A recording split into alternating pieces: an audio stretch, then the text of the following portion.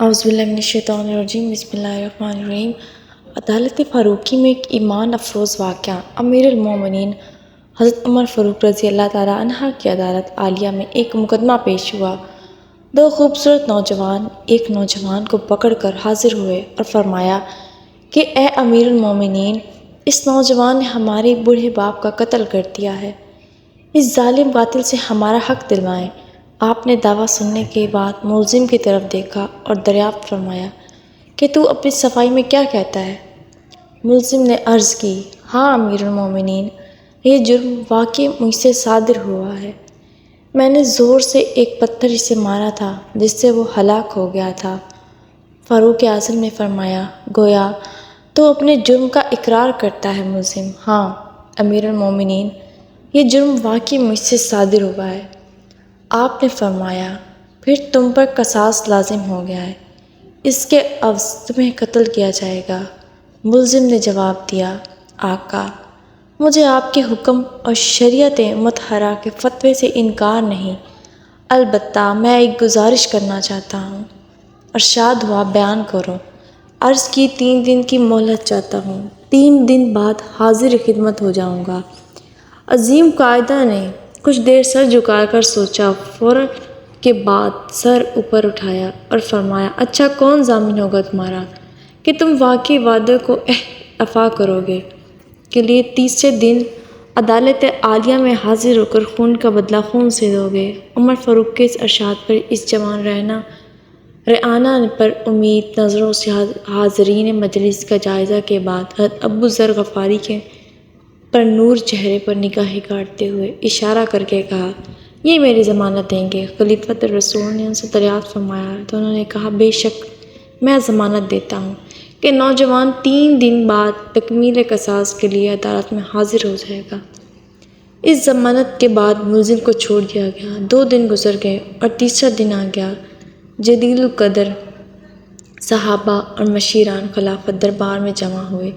دونوں مدعی بھی آ گئے، حضرت ابو ذر غفار بھی آ گئے اور ملزم کا بے قراری سے انتظار ہونے لگا۔ جو وقت گزرتا گیا، صحابہ اکرام کا اضطراب بڑھتا جا رہا تھا، کیونکہ ملزم ابھی تک نہیں پہنچا تھا اور وہ وقت قریب آ رہا تھا اور صحابہ کو ووٹ کی نسبت پریشانی ہونے لگی تھی۔ 1-2 مرتبہ مدعیوں نے بھی دریافت کیا، مگر انہوں نے ہر مرتبہ یہی جواب دیا، اگر 3 یوم گزر گئے اور ملزم نہ آیا تو میں اپنی ضمانت پوری کروں گا۔ پریشانی کی کوئی بات نہیں۔ جب حاضرین پریشانی کے انتہا پر پہنچ گئے اور دہلا دینے والے انجام کے تصور سے سہم گئے کہ اچانک ایک طرف سے ملزم دربار میں حاضر ہوا۔ اس کا جسم پسینے سے شرابور تھا، چہرے پر گرد جم چکی تھی، مسلسل بھاگنے سے اس کی سانس پھول گئی تھی۔ اس نے آتے ہی سلام کیا اور عرض کی، اللہ تعالیٰ کا جو حکم ہے بجا لایا جائے۔ امانت کی سپردگی۔ آپ رضی اللہ تعالیٰ عنہ کے دریافت کرنے پر ملزم نے بتایا کہ میں ایک امانت والے کے سپرد کرنے گیا تھا۔